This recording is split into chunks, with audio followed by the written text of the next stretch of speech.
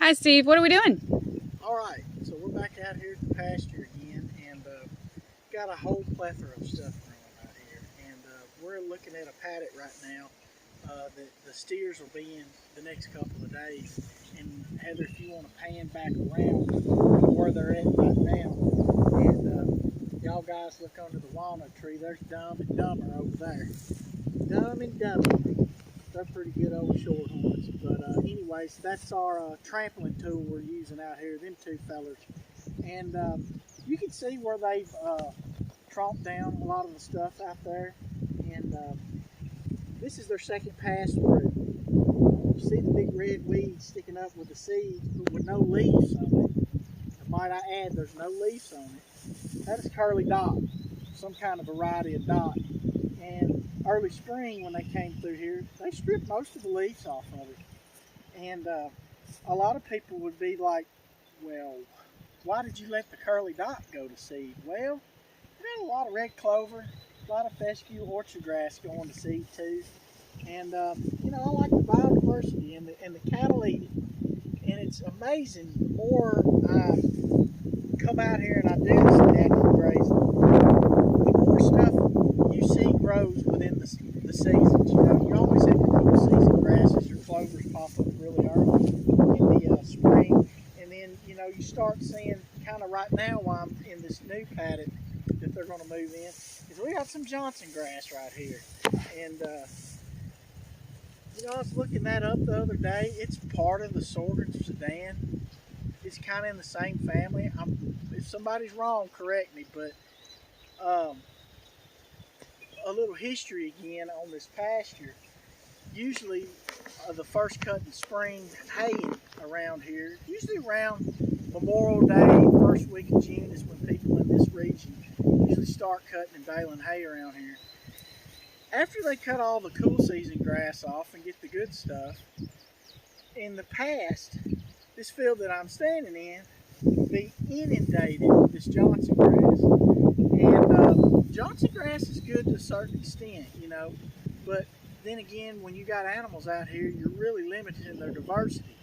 And I've noticed by not bush hogging and not hanging that the Johnson grass has been suppressed.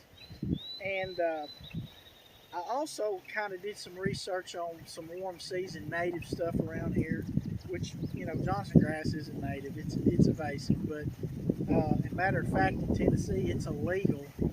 My seed man told me it's illegal to ship in Johnson grass seed into Tennessee. But anyways, if you utilize it, it's okay. It gets as tall, and When do you utilize it for cattle? well, I mean, right now, I guess from a measurement point, when Johnson grass needs warm soil temperatures to germinate. And, you know, a foot, 2 foot, 2.5 foot, I see my cattle eat it. And they just go to town on it. As a matter of fact, when I move them, this is usually the first thing they'll go to, because there was a little bit of Johnson grass in that field out there, and I don't see any. They kind of took it over. They went in there and munched it down pretty quick. But you know, I'm just utilizing what's out here, working with the seasons. And the first rotation that I went around this paddock here, we had a lot of lush, green, cool seasons. And a lot of my brother and my father and a lot of people that I question about, they're like, man, you're wasting a lot of good forage. And I did. I tromped a lot of forage. Them two little steers over there knocked down a lot of forage. And as a matter of fact, if you go through here and you look, I mean, there's just a lot of junk. Not junk, but good stuff from the first spring flush. And right now, we haven't had a rain in over 2 weeks. And we've been pushing 100 degrees, and this next following week there's hardly any rain in the forecast, and it's looking pretty dire.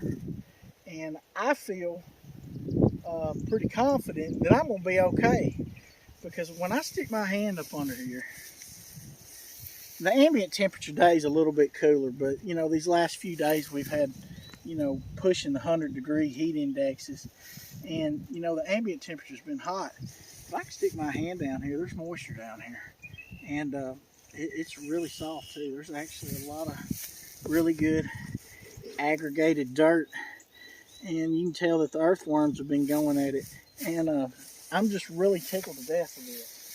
And you know, I'm doing this video because I kind of want to look back and see what this project does, and see if is there a better way I'm doing it? Is there some ways that I'm not doing? And guys, in the comments, if you got any suggestions or any tips on what I should do or not do, I'd love to hear them. And but man, just a whole lot of stuff out here,